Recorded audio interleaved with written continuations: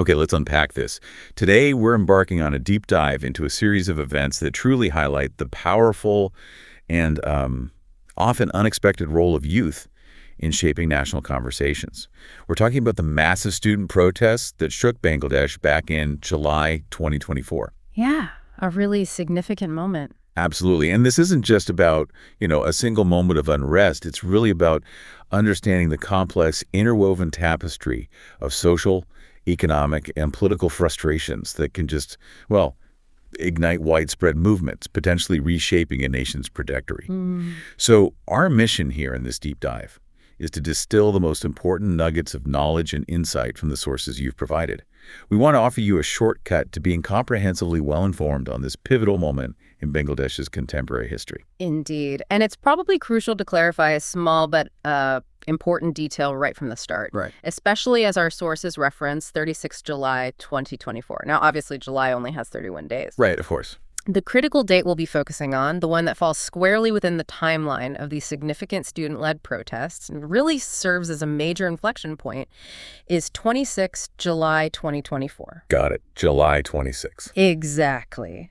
This day stands out as a real focal point in what was a broad, nationwide uprising, and we'll explore in detail why that particular date was so impactful and what it reveals about the powerful forces at play within Bangladeshi society. So before we dive into the intensity of July 26 itself and the direct confrontations, we really need to understand the fertile, maybe volatile ground from which these protests grew. What were the underlying, maybe deep-seated frustrations that ultimately fueled this massive student movement? Yeah, that's key. Because the student protests that erupted in July 2024, they weren't just spontaneous outbursts. The sources make it pretty clear they were the culmination of deep-seated issues that had been simmering, really, for a considerable period. And these factors formed a critical backdrop, sort of amplifying the scale and the intensity of the movement when it finally broke through. Arguably the central grievance, and maybe the most immediate catalyst mentioned across our sources, was the pervasive discrimination in government recruitment, Okay. especially stemming from the existing quota system. Now, for decades, Bangladesh has maintained this multi-layered quota system in its civil service and other public sector jobs. Right, I've heard about this. Yeah. And while the original intent, often dating back maybe to the nation's independence, might have been, to address historical injustices or ensure representation for certain marginalized communities. Like freedom fighters' families or minorities. Exactly. Descendants of freedom fighters, women, ethnic minorities, perhaps individuals from specific backward regions. Our sources indicate that this system over time has become deeply entrenched. And for a vast segment of the younger generation, it felt profoundly unfair. Unfair how, specifically? Well, imagine students dedicating years to rigorous study, working incredibly hard, often excelling academically, only to find that their merit, their qualifications, take a back seat. The sources reveal that often upwards of 50%, sometimes even more, of government jobs are effectively reserved under various quota categories. Wow, 50%. Yeah, or more. It means a significant portion of highly coveted positions in the Bangladesh civil service, the BCS, and other public sectors are essentially out of reach for individuals who don't fall into one of these specific groups, regardless of how qualified they are. So the frustration isn't just about missing out on a job. No, it's deeper. It's about a perceived fundamental injustice. It feels like a betrayal of the meritocratic promise of education. It feels like their hard work, their academic excellence is being devalued by an institutionalized system that privileges lineage or identity over individual achievement. I can see how that would breed resentment. Absolutely. This specific form of institutionalized discrimination was a potent catalyst. It ignited this profound sense of injustice that transcended individual aspirations and really drove students to collective action on a massive scale. That's a powerful point. It sounds like a deeply personal frustration for so many. But was it only about the quota system, or were there broader economic realities at play that maybe exacerbated this anger? Oh, absolutely. Compounding the quota issue and adding layers of, desperation, frankly, was the harsh economic reality of rising unemployment among graduates. Right. the job market itself. Exactly. Even for those who manage to navigate the education system, often through immense personal and family sacrifice, and earn degrees from reputable institutions, the job market just offered very limited, stable, meaningful work. Our sources highlight a significant gap between the number of educated youth entering the workforce and the actual availability of jobs, especially, quality positions. A familiar story in many places, sadly. It is, but in this specific context, it amplified the frustration with the quota system exponentially.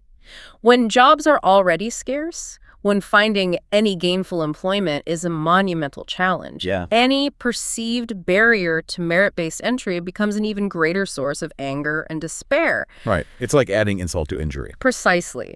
You're already struggling to find work in a competitive environment, and then you see a system that appears to actively limit your chances based on something other than your hard-earned qualifications. It speaks to a broader societal challenge where the education system isn't necessarily translating into sufficient equitable opportunities for its graduates. It leads to this bottleneck of frustrated, highly educated, and often unemployed youth. That sounds like a volatile mix. Yeah. Capable but sidelined. A dangerous combination for social stability, definitely. So we have this perfect storm brewing. Economic hardship, institutionalized unfairness.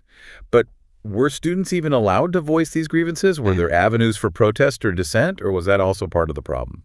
That's a crucial question. And our sources clearly indicate that beyond the economic and employment concerns, there was a general atmosphere where basic democratic rights, specifically the suppression of freedom of speech and the right to peaceful assembly, were under severe restriction. Okay, so limited options to even complain. Exactly.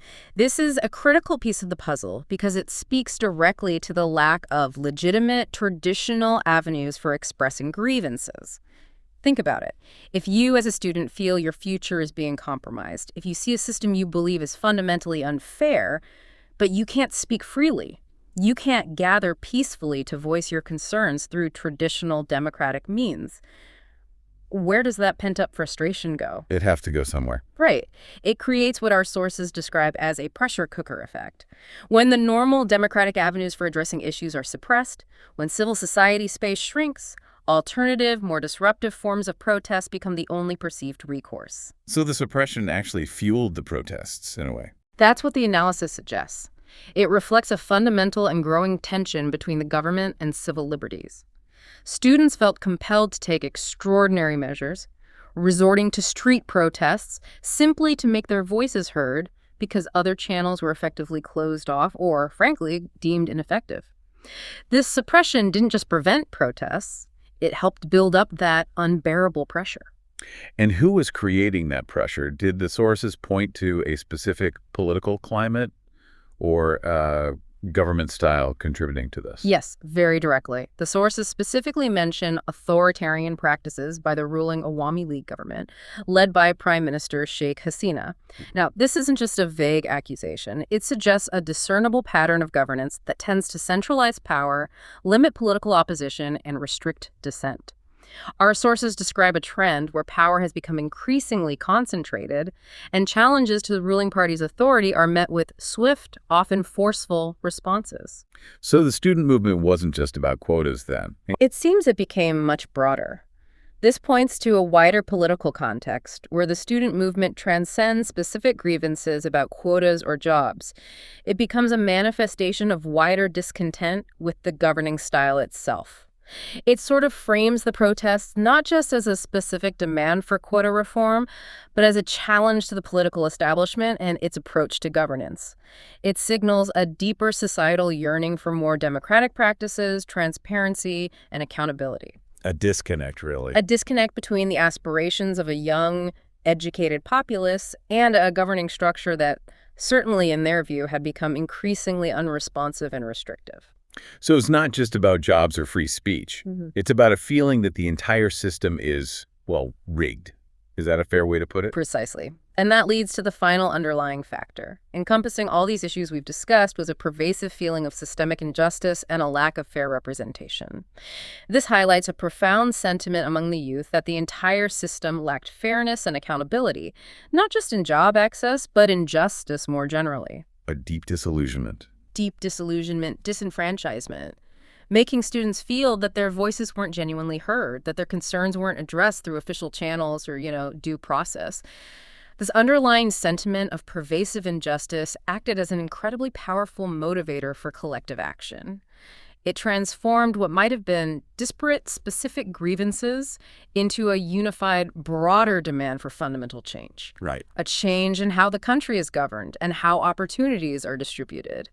It was a cry for a more equitable, just, and responsive society, driven by a generation that felt increasingly marginalized by the very institutions meant to serve them. They weren't just asking for reforms, they were asking essentially for a different Bangladesh. So what does this all mean for us trying to understand the protests? It really sounds like a perfect storm of grievances. You've got economic hardship, the sting of perceived institutionalized discrimination, the choking off of basic freedoms, and this broader sense of systemic injustice. Yeah, a convergence of factors. It gives us a much clearer and frankly more alarming picture of the tinderbox that was Bangladesh before that spark finally ignited. Okay, with that comprehensive background, let's now turn our attention to the specific explosive events on and around July 26, 2024. Our sources describe this as a day when the protests really intensified and, well, grabbed national attention. Where did this nationwide student uprising actually take hold, and what did it look like on the ground? Right. On 26 July, the student movement truly reached a critical intensity. It spread like wildfire across major educational institutions. This was unequivocally a nationwide uprising. Not just in Dhaka. No, far beyond Dhaka. It underscored the widespread nature of the discontent and the deep roots of the grievances we just discussed. Protests intensified dramatically in major university hubs, places like Dhaka University, which is, Bangladesh's oldest and most prestigious institution, often a barometer for national sentiment. But also Rajshahi University, Jahangirnagar University, Shahidullah University of Science and Technology, and Chittagong University. The big names. The big names, exactly. But what's crucial to grasp here is that the movement wasn't confined solely to these large urban campuses. Our sources explicitly state it rapidly proliferated to numerous colleges across the country. Wow. Okay, so really widespread. Really widespread. That wide geographical spread indicates that the anger and sense of injustice weren't isolated to an urban elite or a specific academic discipline. It resonated deeply with students from diverse backgrounds and regions, making it a broad national issue. And what were they doing? What forms did the protests take? Students from diverse disciplines and institutions organized various forms of protest. They showed a clear understanding of how to maximize visibility and pressure on authorities. They held large-scale rallies, which brought tens of thousands into the streets, showcasing their sheer numbers and unwavering resolve. They orchestrated disruptive sit-ins, effectively paralyzing normal operations in some areas and drawing prolonged attention to their demands. Right. And strategically, they set up road blockades, shutting down major arteries, disrupting daily life, which created significant pressure and forced both the public and the government to acknowledge their demands. So not just random anger, but organized actions. Definitely. These actions weren't random or chaotic. They were designed to be impactful, visible, and to amplify their collective message. In this really intense phase, their demands were clear and immediate. They called for the immediate abolition or reform of the quota system. A core issue. The core issue. The restoration of merit-based recruitment as the primary selection method, and crucially, protection from police violence and political retaliation. Understandable given the context. Absolutely. The fear of reprisal was palpable, making that demand for protection absolutely vital. The scale and coordination of these protests, involving multiple institutions, diverse tactics, it really underscores the deep commitment and organizational capacity of the student body. This wasn't just a localized incident, it was a coordinated national outcry. That's powerful, seeing that level of organization across the country. But then, as so often happens when a movement gains momentum, comes the inevitable pushback. What was the government's response to this escalating demonstration of student power on and around July 26? Well, the government's response was swift, overwhelming, and, as our sources describe it, a brutal crackdown. A crackdown. Yes. Law enforcement agencies reacted forcefully, leading to significant confrontations. The sources specifically detail that law enforcement agencies, including the RAB, Rapid Action Battalion, which is a specialized anti-crime and anti-terrorism unit known for its paramilitary nature, and the regular police, reportedly employed aggressive tactics. They attacked peaceful protesters with a range of measures designed not just to disperse, but to suppress and intimidate. What kind of measures? Widespread use of rubber bullets, which, despite the name, can cause severe injury. Copious amounts of tear gas, creating chaos and immense discomfort. And direct physical assault with batons. So direct force against the protesters. Yes. These are classic crowd control methods, but their deployment against unarmed, peaceful student protesters signals a clear intent to intimidate, incapacitate, and ultimately stop the movement by force. And beyond that direct physical confrontation, there were serious allegations, and the sources stress these are allegations, but serious ones of more covert and severe measures. I'm like, what? Things designed to instill widespread fear and dismantle the movement's leadership. Our sources report mass arrests of student activists across various locations. Trying to remove the organizers. Exactly. Decapitate the organizational structure, remove key voices, deter others. Even more chilling were reports of disappearances. Disappearances? Yes, a tactic that sows widespread fear, uncertainty, and distrust in the state, as families and peers remain ignorant of the fate of those taken. Coupled with this was extensive surveillance of student leaders, indicating a systematic effort to identify, track, and neutralize key organizers. Making it hard to coordinate. Incredibly difficult for the movement to coordinate or regroup. This type of multi-pronged, forceful response really highlights the government's perceived severe threat from the student movement. It wasn't just about controlling crowds, it felt like it was about crushing dissent. And to make matters worse, I understand there were also efforts to control the narrative and communication channels.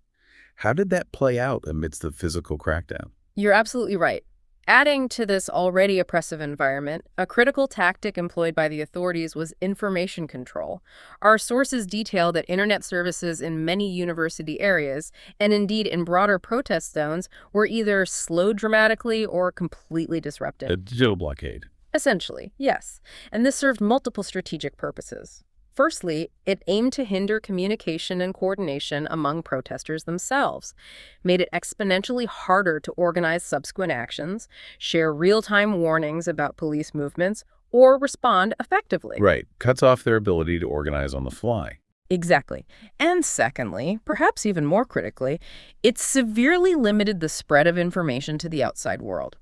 By cutting off digital lifelines, the government could attempt to control the narrative, preventing images, videos, first-hand accounts of the crackdown and police brutality from reaching national and international audiences. Trying to manage perception. Classic tactic for governments seeking to manage public perception and prevent external scrutiny.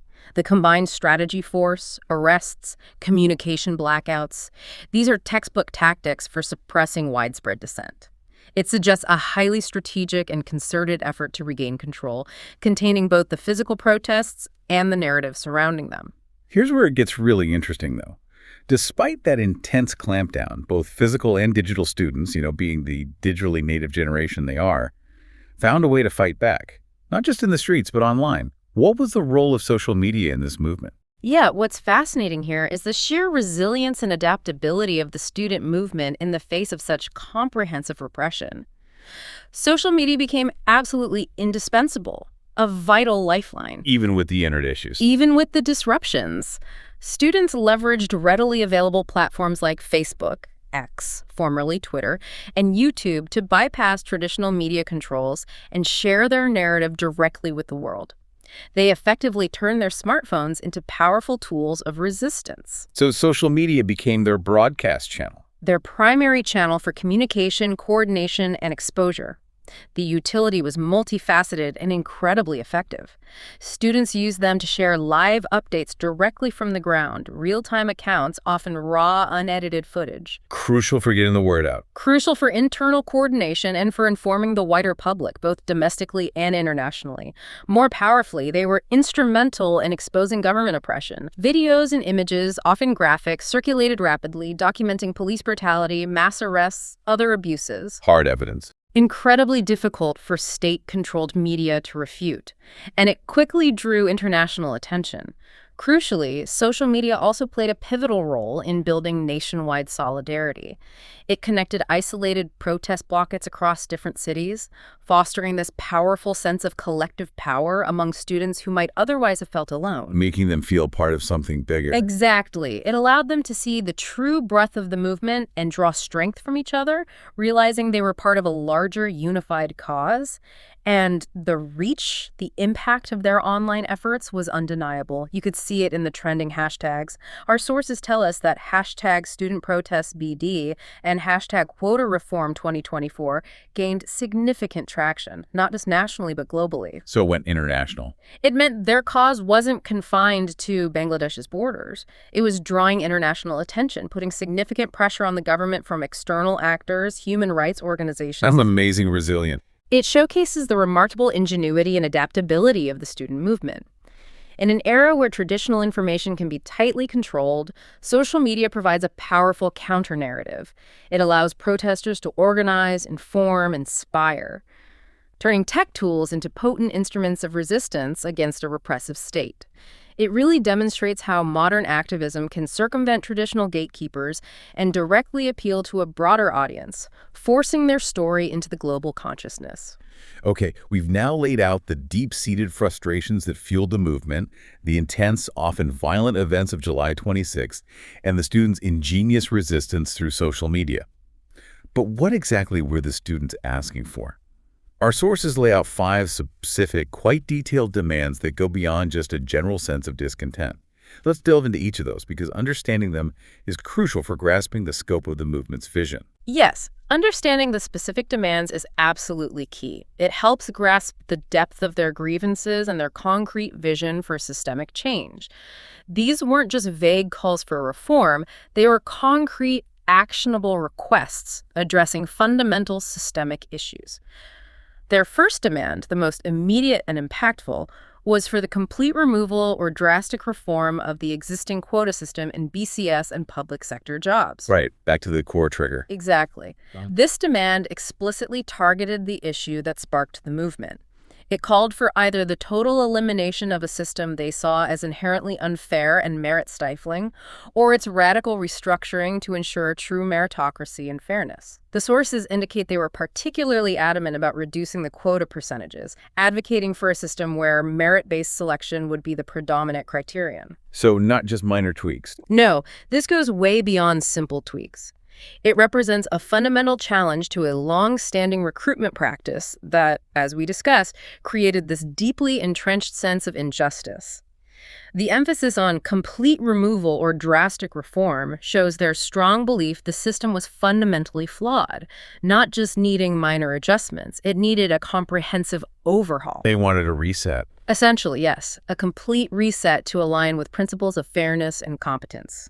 They were saying the current system was broken. Given the intense crackdown and the violence we discussed, it's not surprising their next demand would address that. What exactly were they asking for in terms of accountability? Indeed.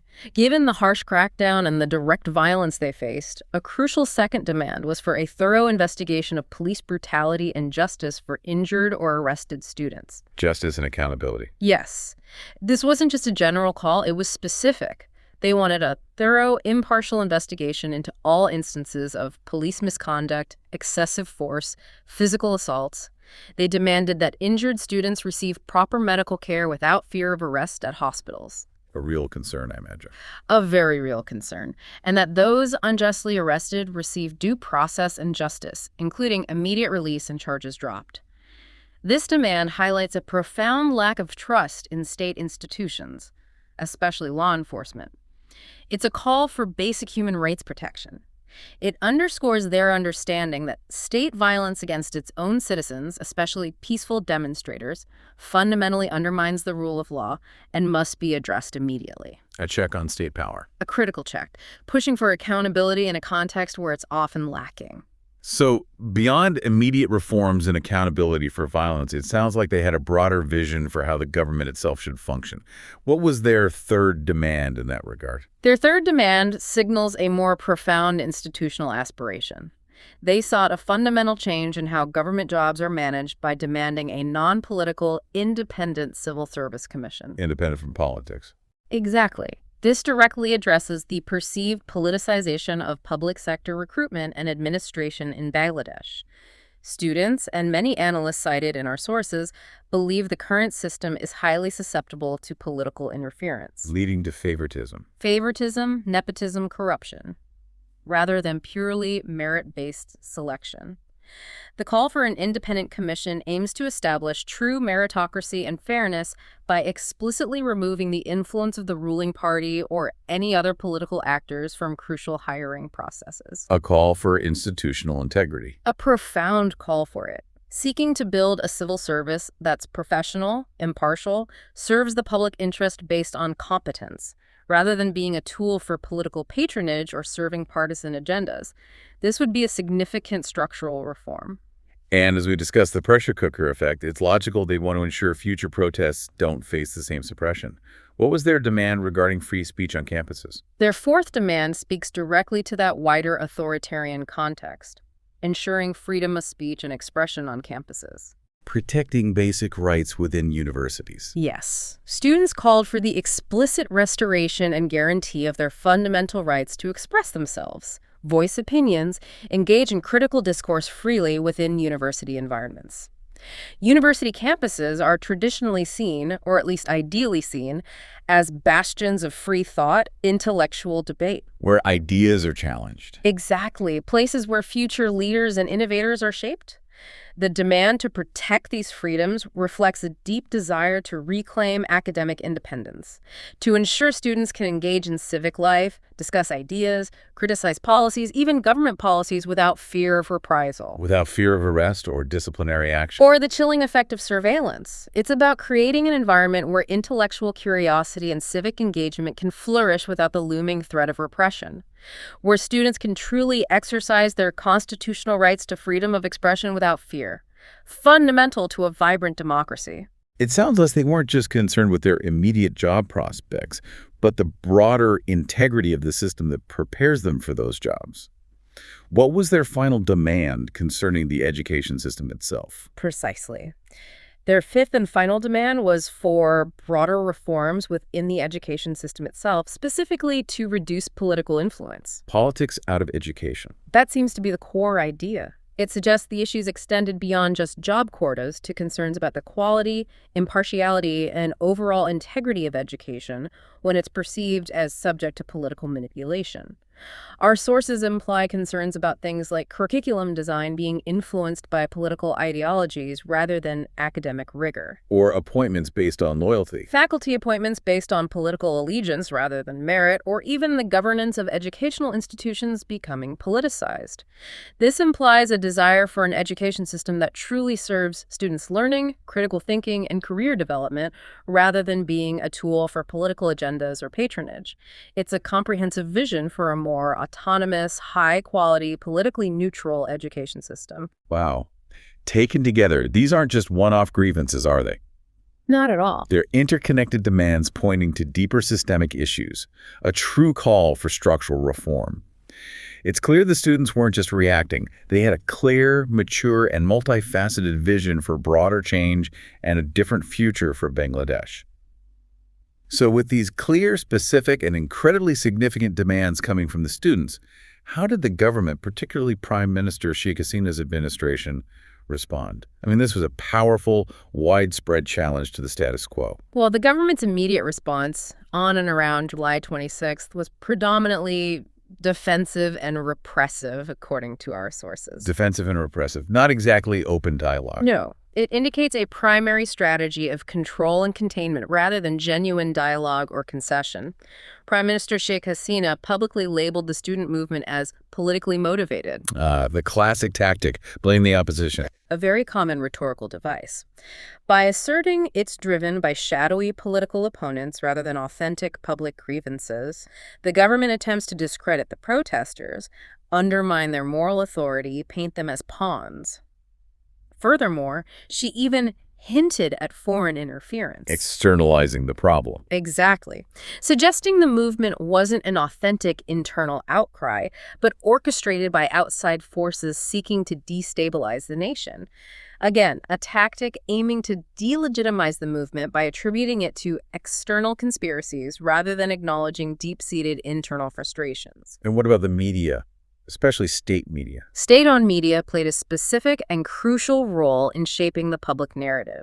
Our sources note they downplayed the scale of the protests, Minimized it. minimized the widespread nature and intensity. This includes consistently underreporting participant numbers, ignoring the geographical spread, often focusing instead on isolated incidents of alleged disruption, or portraying students negatively questioning their patriotism or political naivete. Controlling the story. Deliberately downplaying it to control public perception, make the movement seem less significant, less popular, and thereby justify that heavy-handed response while preventing information spreading that could galvanize more support. This official narrative dismissal, demonization, it's all about delegitimizing the movement to maintain control. So, a very unified public front from the government. Yeah. Dismissive and controlling. But what did the sources reveal about any internal government sentiment? Was it as unified behind the scenes as it appeared publicly? Now, this is fascinating and quite a crucial insight revealed by our sources. Despite this unified and dismissive public stance, there is a different internal dynamic. Our sources state that several senior government officials privately expressed concern over the growing unrest and its political implications. So private worries despite the public face. Exactly. A profoundly revealing detail. It indicates a recognition behind the scenes of the seriousness and depth of the discontent, contrasting sharply with the public dismissal. And this private concern, as our sources speculate, was particularly linked to the upcoming 2026 general election. The elections, right. That makes sense. It suggests that while the public message was dismissive, there was an internal recognition of the movement's potential to significantly impact political stability and electoral outcomes. The ruling party understood that such widespread youth unrest, especially from the educated demographic, could translate into substantial electoral challenges. So they knew it was serious politically. This discrepancy between public denial and private apprehension is incredibly revealing. It indicates the government was fully aware of the deep-seated nature of the discontent and the potential threat it posed, even as they publicly dismissed it. This internal conflict could hint at future policy shifts, maybe a softening, maybe doubling down on suppression as those crucial 2026 elections draw closer. Depends on how they calculate the political risks. That's a crucial insight. The public phase versus the private anxieties. It really shows the real political stakes involved beyond the immediate unrest. Okay, so beyond the immediate clash between students and the government, how did the rest of Bangladesh and indeed the international community react to the intense events of July 26th and the broader student movement? Did it make waves? Oh, it definitely made waves. Yeah. The protests garnered significant and immediate attention both within Bangladesh and globally. It inevitably put the government's actions under intense scrutiny. Domestically, our sources explicitly name prominent Bangladeshi human rights groups like Aino Salish Kendra and Adhikar. Respected groups. Highly respected, established organizations within Bangladesh that monitor human rights, often under challenging conditions. They condemned the state violence unequivocally. Their condemnation lends significant credibility to the allegations of police brutality. It highlights the critical role of independent oversight in a nation facing widespread dissent. Their voice provides an important counterpoint to the official narrative. So pressure from within civil society. Yes, indicating the government was facing pressure not just from students, but from its own civil society sector. And then on the international stage, the concern was palpable and swift. Organizations with global reach, Amnesty International, Human Rights Watch, they quickly issued public calls for an end to police brutality and urged the protection of student rights. Big international names weighing in. Powerful voices in the human rights arena. Their statements carry considerable moral and diplomatic weight, drawing global attention. Furthermore, Bangladesh's key development partners. Like the EU, the UN. Exactly, including the EU and the UN. They also weighed in, advocating for dialogue instead of suppression. emphasizing a diplomatic, peaceful approach over force. Does that international pressure actually matter? It can. International pressure can have significant diplomatic, economic, reputational implications for a government. It can potentially influence foreign aid, trade relations, overall international standing. These calls signal global concern and a strong desire for peaceful resolution, potentially forcing the government to, well, reconsider its heavy-handed tactics. So, pressure mounted from all sides, both internally and externally. What about the longer-term implications? This kind of widespread youth movement rarely just fades away without leaving some kind of lasting mark, does it? Unlikely. If we connect this to the bigger picture, the protest on July 26th and the broader student movement are described as having profound long-term implications for Bangladesh's political landscape, potentially signaling a fundamental shift. Firstly, the movement signaled a youth awakening against prolonged authoritarian rule. A youth awakening. That sounds significant. It's a powerful phrase. It suggests the current generation of educated youth is no longer willing to passively accept the existing political order or the restrictions on their rights and opportunities. This awakening is critical because youth movements, throughout history, often act as catalysts for significant social and political change, especially when fueled by such deep grievances. A shift in political consciousness. Exactly. Among a demographic that will soon dominate the country's workforce and electorate. They weren't just protesting a specific grievance, they were challenging the very nature of governance, demanding a more responsive, democratic future. Secondly, these protests created significant pressure on the ruling party, directly challenging its authority, its control over the narrative, its perceived stability. A threat to their legitimacy. Yes. And in tandem, the movement also raised profound questions about the legitimacy of state institutions. When public trust in government bodies, police, civil service, even the education system erodes like this, it creates deep-seated instability, a potential crisis of governance. This pervasive pressure forces the ruling party to reevaluate its strategies, potentially face greater challenges to its power, not just from traditional opposition, but from this newly mobilized segment of the population. Eroded trust is hard to rebuild. Very hard. The perception of institutional illegitimacy can have long-lasting, corrosive effects on social cohesion and political stability. And finally, our sources mention that the BNP, Bangladesh Nationalist Party, a major opposition party, and newly emerging opposition groups like the NCP, Nationalist Citizen Party, they tried to align themselves with the student movement. Political opportunism. It certainly indicates that. Established and emerging political forces attempting to co-opt or leverage the immense energy and public support of a popular, largely non-political movement for their own agendas. Does that help or hurt the students' cause? It's complex. While it might amplify the protest's voice, give it broader political backing, resources, it also raises important questions.